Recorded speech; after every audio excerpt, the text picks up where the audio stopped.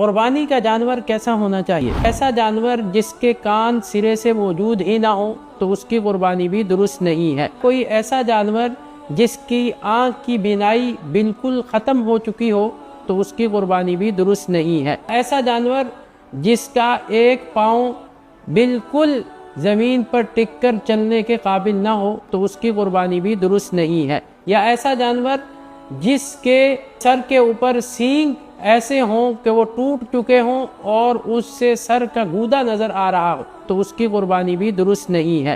لیکن ایسا جانور جس کے سینگ درمیان سے ٹوٹے ہوں یا سرے سے موجود ہی نہ ہو اس کی قربانی درست ہے۔ جس کی دم کٹی ہوئی ہو 1/3 سے زیادہ اس جانور کی قربانی بھی درست نہیں ہے۔ جس کے دانت گھس چکے ہوں یا ٹوٹ چکے ہوں تو اس کی قربانی بھی درست نہیں ہے۔ یا ایسا جانور جو پاگل لگتا ہو اس تین جانوروں کی قربانی درست نہیں۔ بکری میں سے 2 میں سے ایک تھن جو ہے اس کا کام نہ کرتا ہو تو ایسے جانور کی قربانی بھی درست نہیں۔ ایسا جانور جو گابن ہو جس کے پیٹ میں بچہ ہو قربانی کرنا یہ کوئی پسندیدہ نہیں ہے۔